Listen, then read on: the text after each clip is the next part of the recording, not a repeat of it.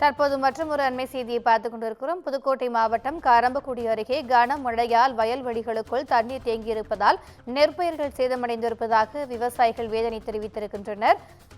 ரெகுநாதபுரம் வயல்வெளிக்குள் மழைநீர் தேங்கியதால் சுமார் 200 ஏக்கர் நெற்பயிர்கள் சேதமடைந்திருப்பதாக விவசாயிகள் கவலை தெரிவித்துள்ளனர்.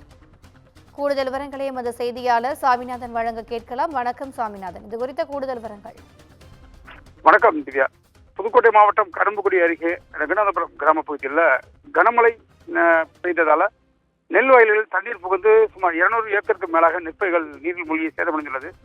அதாவது புதுக்கோட்டை மாவட்டத்தில் கடந்த ஒரு வாரத்திற்கு மேலாக கனமழை பெய்து வருகிறது. இந்த தொடர்மழை காரணமாக புதுக்கோட்டை மாவட்டம் கரும்புக்குடி அருகே ரெகுநாதபுரம் பகுதிகளில் தாழ்வான பகுதிகளில் குடியிருப்பு பகுதிகளிலும் மழை நீர் சூழ்ந்துள்ளது.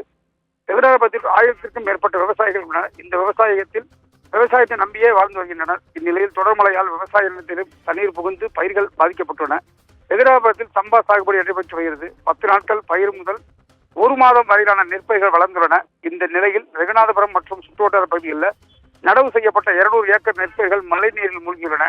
வயல்வெளியில் தேங்கிய நீரை வெளியேற்ற முடியாததே இதற்கு காரணம் என்றும், மழை நீர் வெளியேற வேண்டிய கால்வாய்கள் அடைக்கப்பட்டுள்ளதாகவும், இந்த கால்வாய்களில் கோரைப்புல், ஆகாய தாமரை வளர்ந்து கிடப்பதால் தண்ணீர் வெளியேற முடியாமல் விவசாய வயல்களில் தண்ணீர் தேங்கியுள்ளது என்று விவசாயிகள் தெரிவித்து வருகின்றனர். மேலும் சில இடங்களில் வடிகால் வாய்க்கால்களே அமைக்கப்படவில்லை என்றும், இதனால் நெற்பயிர்கள் நீரில் மூழ்கி அழுகிய நிலை ஏற்பட்டுள்ளதாக குற்றம் சாட்டியதோடு இதன் காரணமாக விவசாயிகள் கவலையடைந்துள்ளதாக தெரிவித்துள்ளனர்.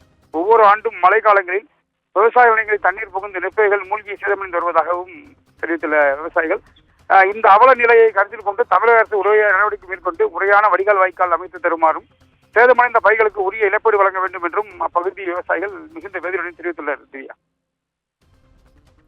கூடுதல் விவரங்களுக்கு நன்றி சாமிநாதன்.